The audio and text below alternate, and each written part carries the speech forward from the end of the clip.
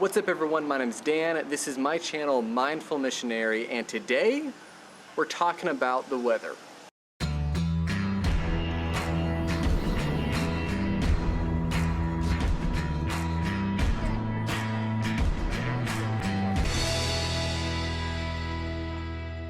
Today I want to share a little bit about what the climate has been like in Sierra Leone and how we've adapted to it. So unlike the country that we moved here from, the US, Sierra Leone only has two seasons, and that's the dry season and the rainy season. The dry season takes place during the winter months, what we're used to in the US, and so really December, January, February is going to be really the top, the heat of the dry season. And then the rainy season takes place in what we would refer to as the summer months back in the US. And so the worst of the rains is going to happen during July and August and September. However, the temperature doesn't really shift that much from dry season to rainy season. There's only about a 10-degree difference. During the dry season, the highs get to about the mid-90s on average. Obviously you'll have some days that are higher and some days that are lower.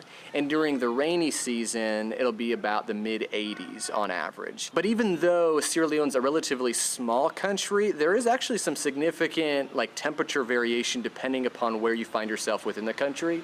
So for example, on a few trips that I've made in the past, we went up to Kano, which is a northern district, which is in the mountains, and it's significantly cooler there than it is here in Bo. And so we're in one of the warmer climates in the country. And since we haven't yet experienced the full brunt of the rainy season, we arrived of October of last year, so right as the rainy season was ending, and right now we're just barely getting into the rainy season. So since we've yet to experience that, I'll hold off in giving a full report on that until a future video. However, I feel like we are thoroughly equipped and qualified to be able to answer some questions and to give some thoughts on the dry season. So one thing I can say very confidently is that the heat can be intense. I mean, it has the ability that if we're not careful to be one of the most primary influencing factors of every day. We've really tried to take some very practical and mental steps to really limit the negative impact and influence the heat can have upon us. Now I would say the heat is really not that oppressive to all the locals here. They're used to it. In fact, anytime the temperature gets below 80, people are throwing on hoodies here and throwing on long sleeve shirts. And whenever they see Eden in short sleeves, they are just so concerned for her safety and well-being because after all, that child must be freezing. No, she's not.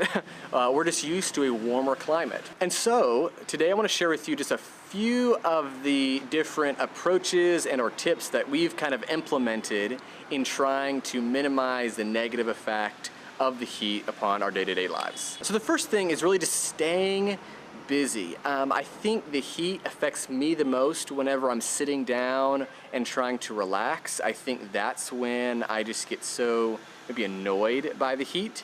And so as long as I stay busy, as long as I'm staying on my feet, as long as I'm staying active, the time that my mind has to dwell upon the heat just goes down. And so I try my best to stay active. So even when I'm here at the house and I don't have studies or I'm not preparing for studies, I'll still try to find some sort of task, some sort of thing to be able to keep myself busy instead of just, kind of vegging on the couch during a hot part of the day. So the next thing I would say is probably the most important step is just being mentally strong, having a mental approach to the heat. And I think every person might have a different mental approach to this, or they would need to find a different thing that works for them. For me, what this means is that I really try to refuse to talk about the heat in a negative way, okay? So I can acknowledge the heat, I can talk about the heat, but I don't want to ever say anything that could be interpreted by myself or others as complaining. So by me doing this, by me refusing to talk about it in a negative way, I'm really not allowing my mind to dwell upon it. And that's really helped me. Now there have been some times where I feel like I've not succeeded in doing that like I ought to, but when I am able to have that mental determination and stamina to really reject any of those negative feelings and thoughts regarding the heat, I'm able to have so much more of a pleasant disposition towards my life here, as well as be a whole lot more effective in the work that I'm doing. So one other mental reminder that's really helpful for me to think about is just to remind myself that I didn't move here because Sierra Leone contained my favorite climate. Like, we moved here in order to help people and serve people and to teach the gospel. And so when we're reminded of the importance and the gravitas behind our mission, suddenly the weather and the climate and the temperature kind of lose their significance, lose their influence over us. And so it's really important for us to keep reminding ourselves of why we're here. And some of these peripheral things, or these kind of small discomforts like the weather at times, kind of fade away when compared to the true importance and the true value of us being here. So making the fast transition between mental to material, the next item has been maybe the most valuable item that we have brought with us from the US. This little guy here. And so we have, I think, 4 of these. We moved with 2, and then when some people visited us, we asked them to bring a couple extra. And so these are battery operated and rechargeable miniature fans. And what these are really helpful for is at nighttime when the generator's turned off, it's really hot, even in the evening time. And so being able for each of us to be able to have one of these to put at the head of the bed and blow on us during the night. These last so long, they can even be doubled as a battery bank, and you can charge your phone or whatever through them if need be.